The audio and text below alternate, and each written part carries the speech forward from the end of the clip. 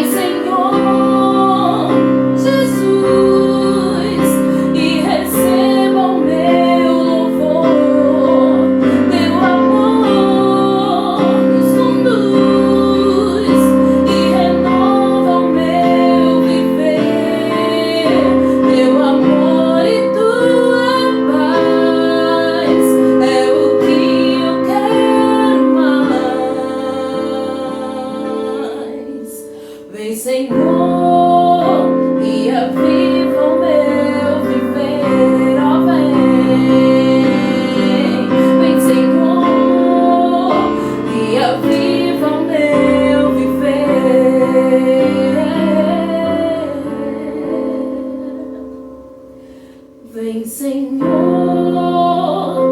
e aviva o meu viver.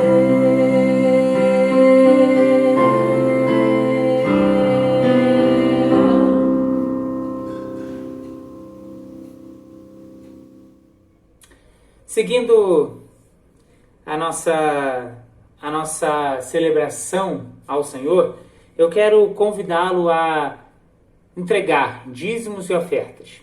Talvez você ainda não tenha tido a oportunidade nesse mês de contribuir com a casa do Senhor, com aquilo que Deus está fazendo através dessa agência do reino dele, né? Deus nos colocou aqui na Piedade para abençoar as vidas, os bairros ao redor. Então eu quero contar com você nessa oração, nessa contribuição, nessa participação, para que a palavra de Deus possa continuar a ser levada. Quero orar também para aqueles que estão com bênçãos para contar, aqueles que estão passando por dificuldades, eu quero orar pela sua vida também, pedindo que Deus possa ser com você no meio de tudo isso que está acontecendo. Quero, junto com você, exaltar o nome do Senhor, dedicando a Ele nossos bens e nossas vidas. Eu posso orar por você, pedindo que Deus o abençoe, pedindo que Deus seja com você e que Ele possa continuar, que você possa continuar consagrando tudo que você tem, tudo que você é ao Eterno. Vamos juntos? Vamos orar mais uma vez? Senhor Deus, a gente te agradece e engrandece o Teu nome pela oportunidade que temos de dedicar bens e vidas a Ti. Ó Deus, não há outro motivo de ser, não há razão para existirmos se não te formos gratos por tudo que o Senhor é, por tudo que o Senhor faz, e mesmo sem merecer, o Senhor continua a nos querer bem. Então, obrigado, Deus. Nós queremos te agradecer por aqueles que estão conseguindo dizimar e ofertar. Continua sustentando os teus filhos nos seus empregos, nos seus trabalhos. Quero te colocar, ó Deus, ainda no teu altar, permanecendo no teu altar.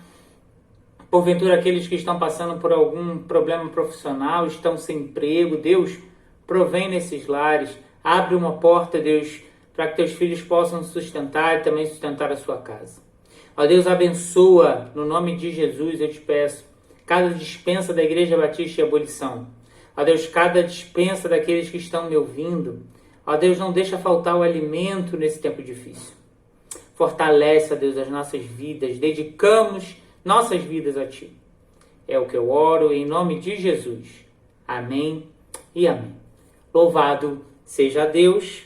Passemos então aquele momento gostoso, né, que a gente gosta tanto. Eu queria convidar, né, no início do culto falamos sobre isso, eu quero convidá-lo agora a mandar uma mensagenzinha para a família do Cândido, para a família da Eliana. Nesse tempo difícil para as famílias, né, para essas famílias, a igreja precisa ser o suporte. Eu quero agradecer porque a igreja, nos momentos, né, que a gente recebeu as notícias, a igreja foi muito participativa, muito legal. Quero louvar a Deus pela sua vida, mas pedir um pouquinho mais, né? Nessa manhã ou tarde, início de tarde, dá uma ligadinha para Eliana, para a tia Ruth, dá uma ligadinha para o Cândido, para a Martinha, para a Marcele, pergunta como é que tá, se tá tudo ok. Vamos estar juntos nesse tempo difícil. Vamos celebrar, vamos entrar em comunhão, louvando a Deus, porque estamos diante da cruz.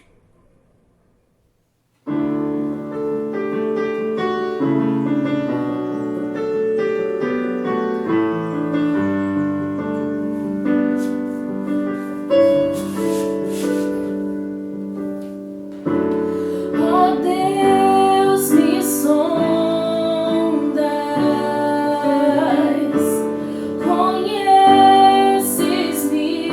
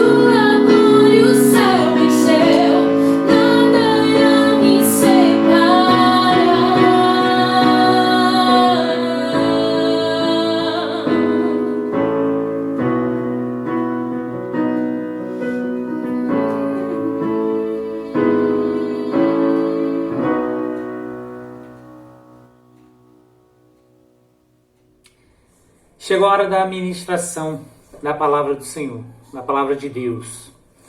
Nesse mês todo de agosto, né, onde tivemos muitas dificuldades, muitos problemas, né, nesse mês de agosto.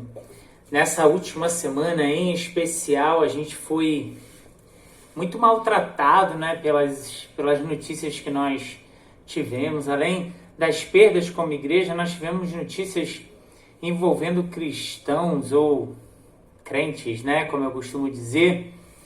Nós tivemos algumas notícias bem pesadas, bem complicadas. Não foi fácil essa última semana, esse mês de agosto como um todo. Escândalos, colocando o nome dos evangélicos, né, na lona. Não tem sido muito fácil. Mas chegamos a esse final de agosto que parecia não ter fim. Mas chegamos ao final dele continuando a falar nessa última palavra, né? Estamos pregando todos os domingos pela manhã praticamente sobre submissão. Começamos falando, né, lá no iniciozinho de agosto sobre a submissão que Jesus teve ao seu Pai.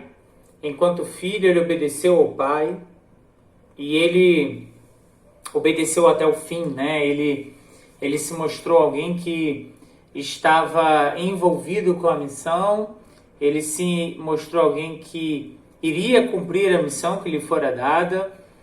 E é sobre isso que nós vamos falar nessa oportunidade, né, nessa última ministração, sobre a missão, essa missão que Jesus recebeu e cumpriu até o fim.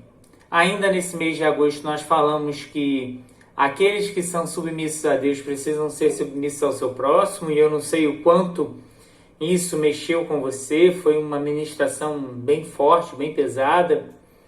Mas hoje a gente quer ir para um lado mais apaixonado da palavra de Deus. A gente quer mostrar Cristo e o seu relacionamento com o próprio Deus novamente, porque eu acho que quando a gente fala de submissão, a gente precisa falar de Jesus Cristo, porque ninguém foi tão submisso quanto ele.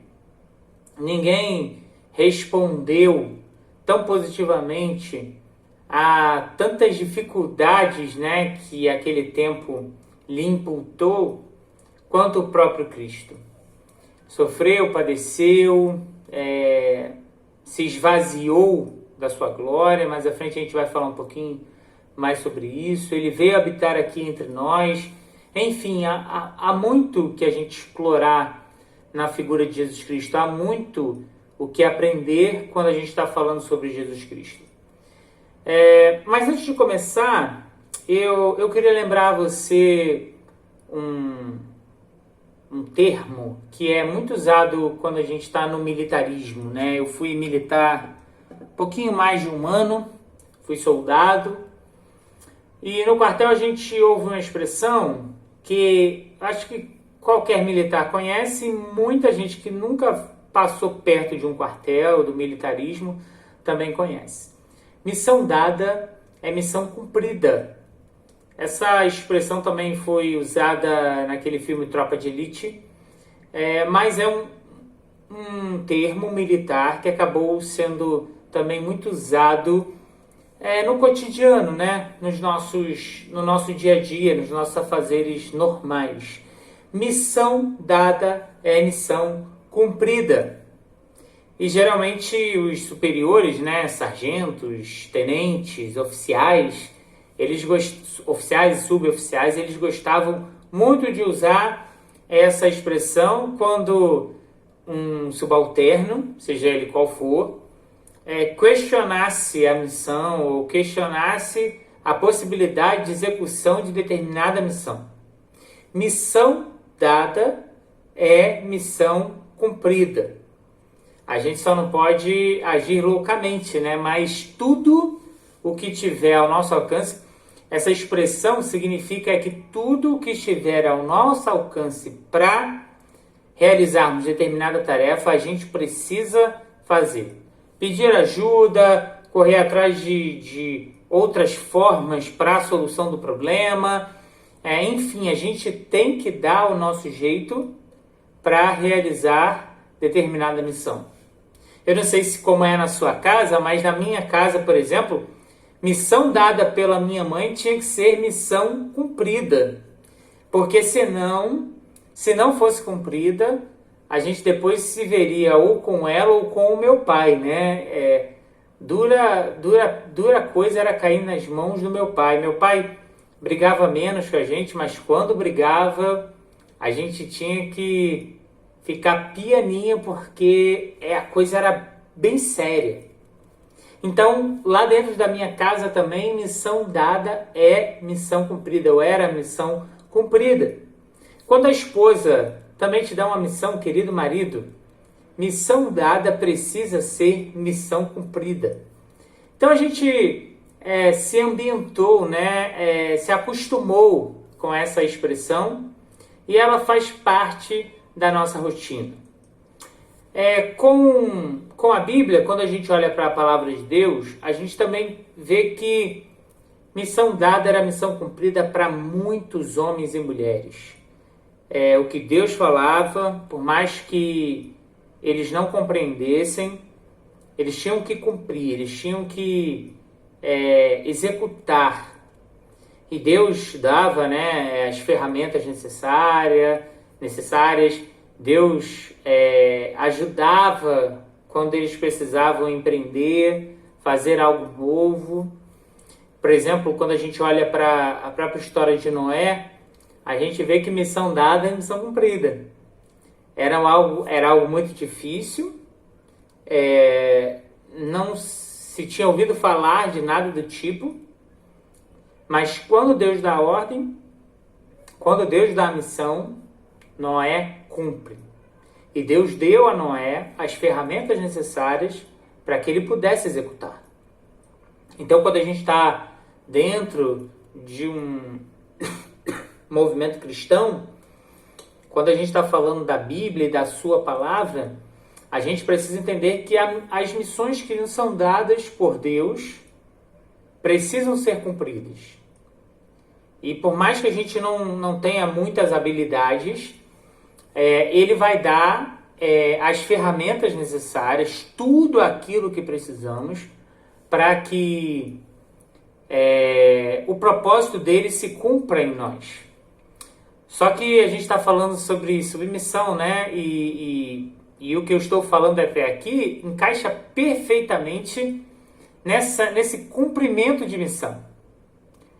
Porque, não sei, talvez eu imagine que não era para ser assim, mas por causa da graça de Deus, Ele sempre nos coloca, nos dá a escolha, né? A missão dada deveria ser cumprida, mas se nós não aceitamos, né, há um problema, há uma dificuldade. E eu sei que a gente pode assim falar, não, mas se Deus falou, a gente tem que cumprir, vai acontecer de qualquer forma e tal. Mas é complicado a gente pensar assim porque somos seres falhos, né? E a Bíblia o tempo todo diz que Deus conta conosco como cooperadores, né, daquilo que Ele quer fazer no mundo. Mas muitas e muitas vezes nós preferimos nos omitir, preferimos não fazer aquilo que Deus nos pediu para fazer. E aí, é nesse contexto, né, que eu quero apresentar para vocês mais uma das histórias de Jesus, que não é contada nos evangelhos, né, é contada mais à frente, mas é uma história de Jesus, falando do comportamento de Jesus em meio à missão que lhe fora dada pelo seu próprio Pai, o próprio Deus. E como ele foi submisso até o fim, porque ele sabia a quem ele deveria prestar contas de fato, a quem ele deveria obedecer de fato.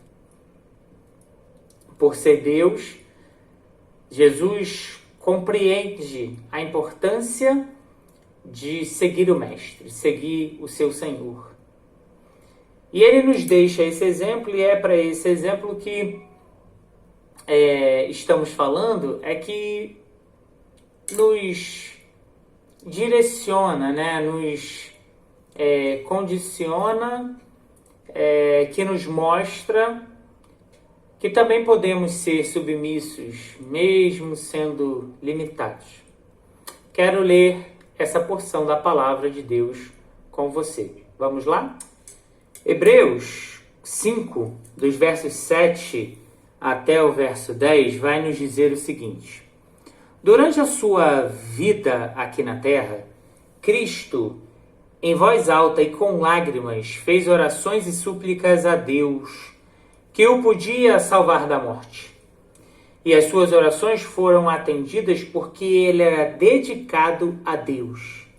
Embora fosse o Filho de Deus, ele aprendeu por meio dos seus sofrimentos a ser obediente. E depois de ser aperfeiçoado, ele se tornou a fonte da salvação eterna, para que todos os que lhe obedecem. E Deus o nomeou grande sacerdote na ordem do sacerdócio de Melquisedeque. Esse texto ele está na carta aos Hebreus. A gente tem algumas divergências quanto ao autor, mas a gente não tem divergência quanto ao conteúdo maravilhoso da carta aos Hebreus. E eu não quero me rodear tanto, né, em cima da carta, trazendo alguns dados históricos, como eu às vezes gosto de fazer. Eu quero ir diretamente ao texto proposto, que é esse a partir do verso 7 de Hebreus 5. Nesse texto eu quero apontar para você pelo menos 3 ações de Jesus em relação ao próprio Deus, ao seu próprio Pai. 3 ações que eu e você precisamos replicar, precisamos buscar tomar também no nosso dia a dia, nas nossas ações, principalmente quando se trata das coisas de Deus. Eu quero apontar para você, então, nessa manhã, nessa tarde, nessa noite, independente do horário que você esteja vendo, eu quero dizer para você, baseado no versículo 7 de Hebreus 5, que Jesus se relacionava com Deus. É o primeiro ponto para aqueles que querem se submeter de fato ao próprio Deus e alcançarem êxito a despeito dessa submissão. Em toda a sua trajetória, Jesus buscou se relacionar bem intimamente com o seu Pai. Desde os primeiros capítulos dos Evangelhos, a gente enxerga Jesus tirando muitos momentos para oração, muitos momentos para ouvir Deus através da oração. Ele procurava lugares isolados para que não fosse atrapalhado por outras pessoas, por aqueles que buscavam milagres, a fim de que aquele tempo de qualidade fosse vivido, fosse experimentado.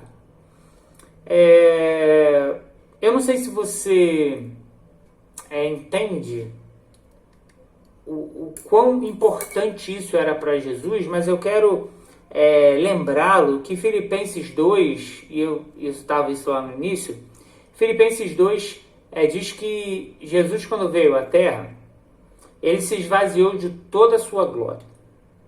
Ele assumiu a forma humana. E a forma humana ela é corruptível, né? Ele não nasceu em pecado, né? Nasce da Virgem, gerado pelo Espírito Santo.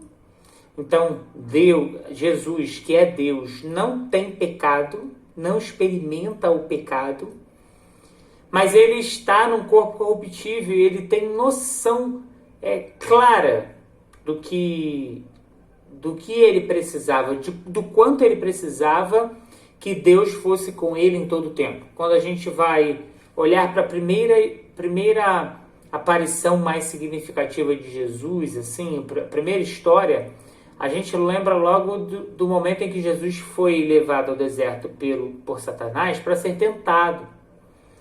E lá ele é testado na sua humanidade. A fome, o poder, tudo isso é testado ali. E Jesus passa com louvor, né? Porque ele apresenta a palavra de Deus. Mas ele só passa com louvor porque ele tinha um relacionamento muito estrito com o seu Deus, o seu Pai.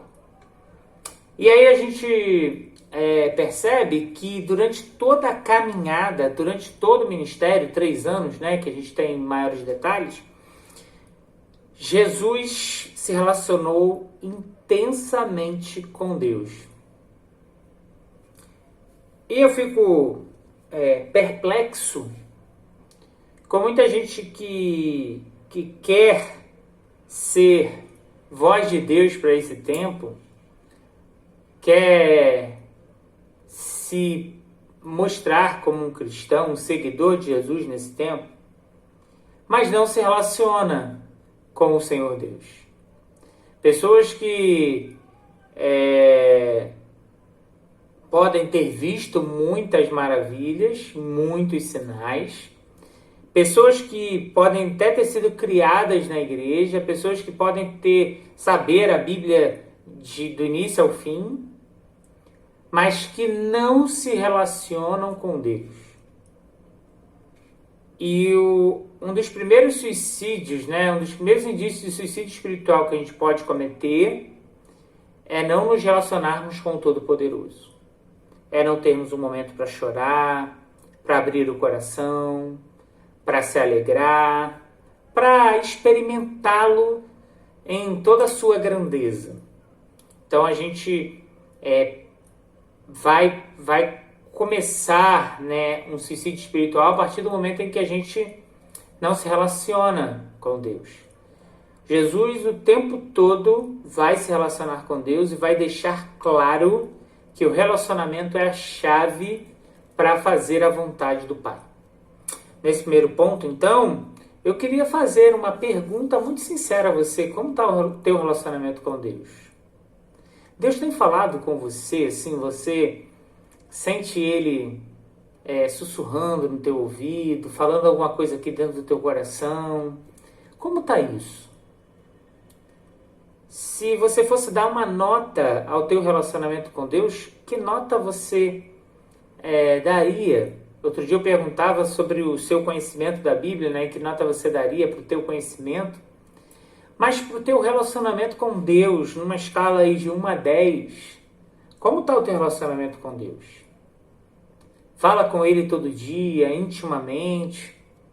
Será que a tua nota está abaixo de 5, acima de 7, acima de 8? Como está o teu relacionamento com Deus? Desculpa.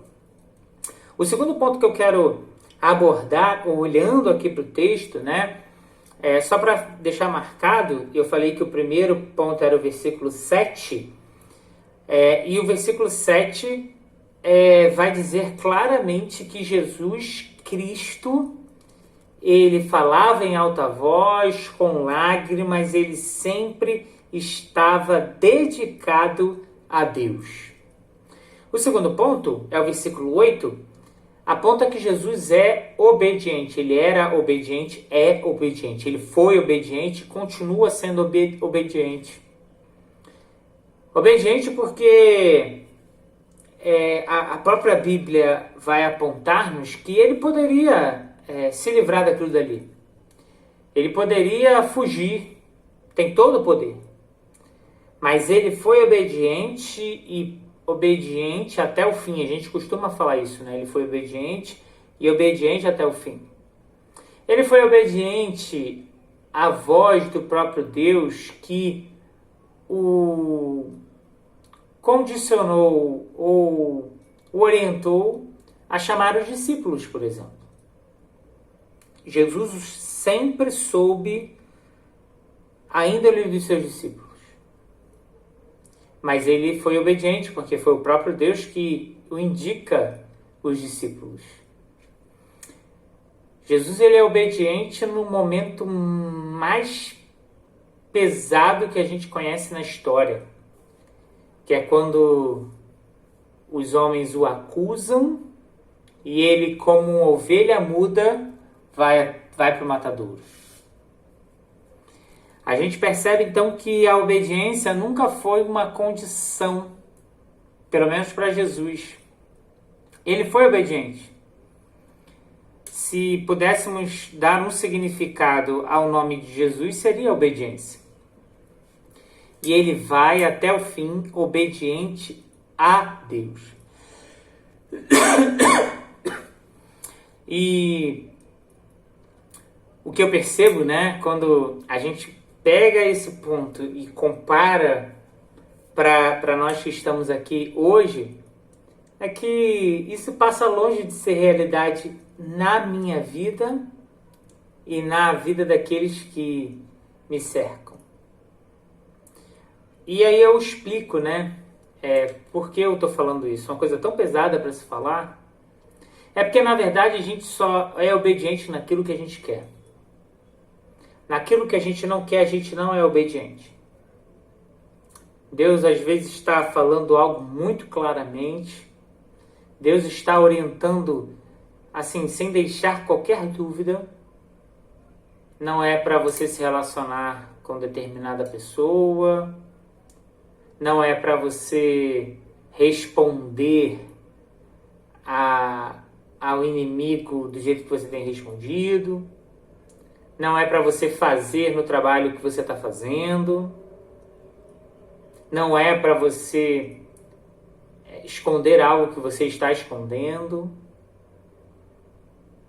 E aí a gente só quer ser obediente naquelas coisas que não vão implicar em nada. Não vão fazer diferença em nada nas nossas vidas. E aí que eu falo que eu tenho dificuldades com a obediência, porque só quero obedecer naquilo que me apraz, naquilo que me faz bem, que não vai me machucar. E eu sei também que você só quer ser obediente naquilo que lhe apraz, naquilo que não vai lhe machucar. Mas Jesus foi obediente até o final. Ele submeteu a autoridade do Todo-Poderoso, do Eterno, até o final. E aí, eu quero passar ao terceiro ponto, mas marcando o segundo ponto com o versículo. O texto vai dizer, no versículo 8, embora fosse o Filho de Deus, ele aprendeu por meio dos seus sofrimentos a ser obediente. A dificuldade está em que a gente não quer nem sofrer, né? Chega de sofrer é o lema, né? Pare de sofrer é o lema de uma igreja aí neopentecostal. Mas ele mesmo disse que nesse tempo, nesse mundo, a gente teria aflições e sofrimentos. Mas a gente deveria perseverar em meio aos sofrimentos, porque nós iríamos vencer tudo isso.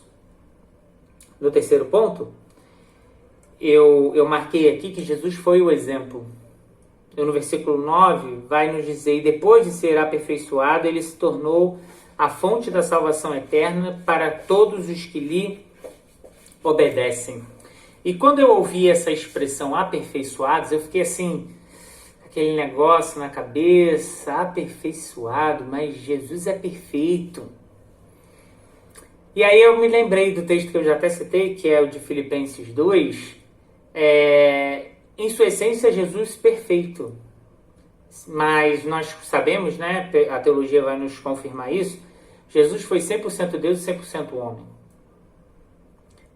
E a questão de ser homem, aí é que pega, né, porque ele precisava estar num estreito, né, como o assembleano gosta de falar, ele precisaria estar no estreito com Deus a fim de que nada pudesse atingi-lo. E ele esteve no estreito até o último fôlego. Ele esteve no estreito. Mas isso aponta para mim que ele foi aperfeiçoado a partir do momento em que ele volta para Jesus, né? E essa é uma das explicações teológicas mais corretas para isso, pelo menos eu acredito assim. Quando Jesus volta para Deus, ele é aperfeiçoado, né? Ele toma de novo toda a sua glória e Deus faz isso assim, dessa forma com ele. Ele foi o exemplo, é o ponto que eu marquei aqui para você, Porque você lembra, eu já falei isso aqui nessa manhã, nessa tarde, nessa noite, que ele tinha seguidores. E os seus seguidores o acompanharam até o Gólgota e depois. E o tempo todo Jesus foi o exemplo para aqueles que o estavam seguindo. E eu fico a me perguntar, será que você tem sido exemplo para aqueles que estão à sua volta, para aqueles que te seguem? Pegando essa referência de Jesus, será que você pode se colocar como um exemplo? E veja bem, quando eu falo exemplo, não estou falando perfeição, porque nenhum de nós podemos. Mas exemplo dá para ser. Um bom exemplo dá para ser. É que preferimos nos acomodar, né? Dizer assim, não, não sou perfeito mesmo, não quero saber disso não quero me envolver com nada, porque já não dou conta de mim mesmo. E a gente vai dando essas desculpas para não sermos exemplos, mas como servos do Senhor, cristãos, precisamos ser exemplo.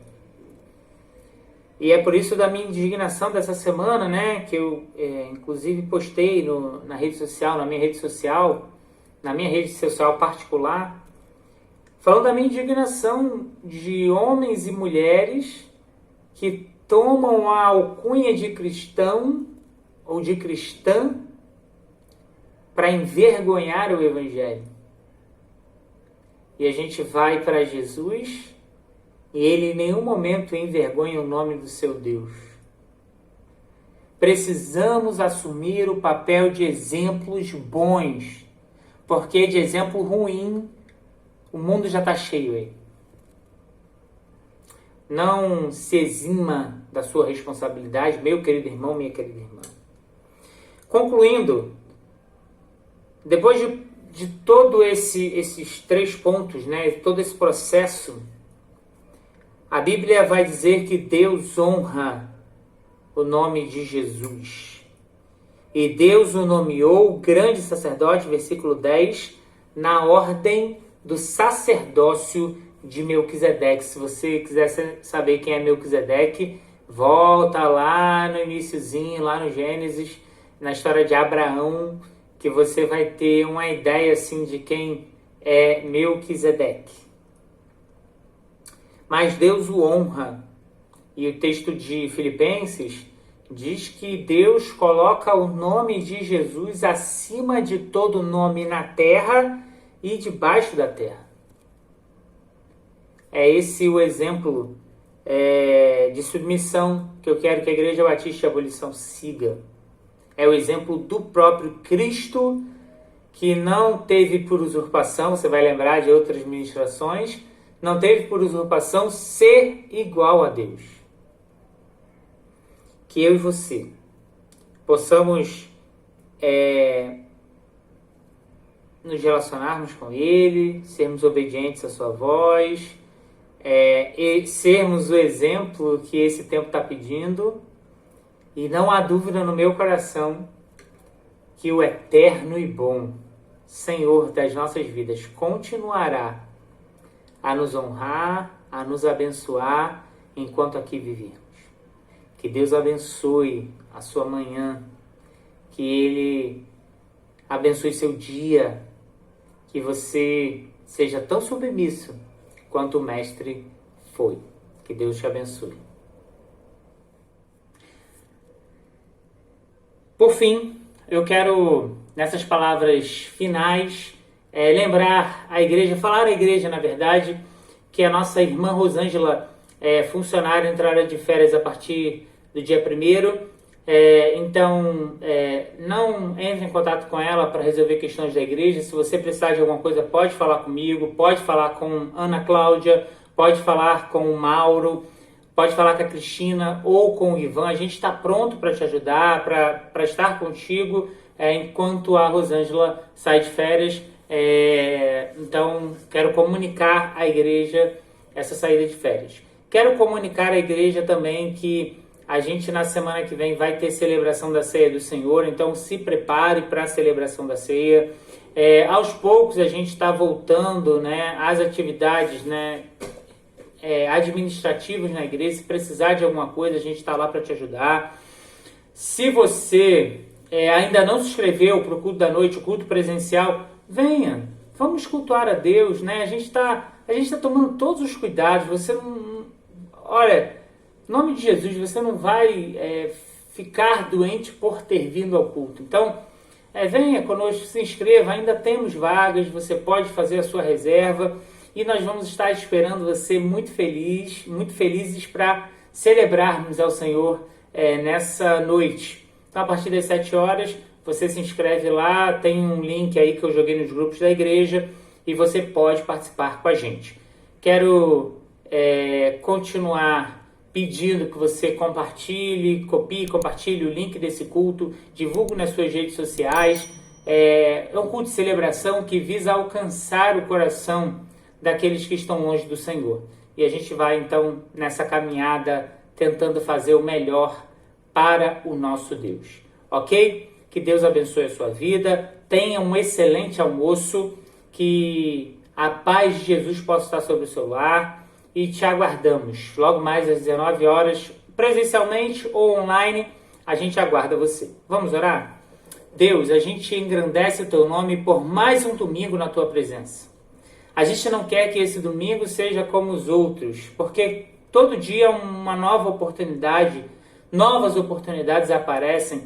São dias diferentes, por mais que a gente faça ou refaça algumas atividades, visite os mesmos lugares, ouça os mesmos canais do YouTube, alguma coisa assim, sempre vai ter algo mais especial que o Senhor quer falar conosco. Então, continua a nos abençoar.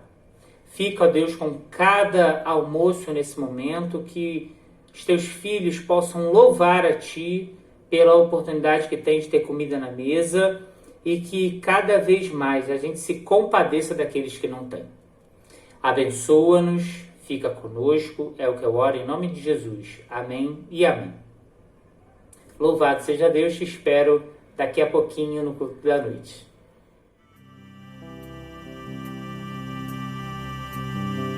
Já estou crucificado com Cristo, agora vivo, não mais eu. Já estou crucificado com Cristo, agora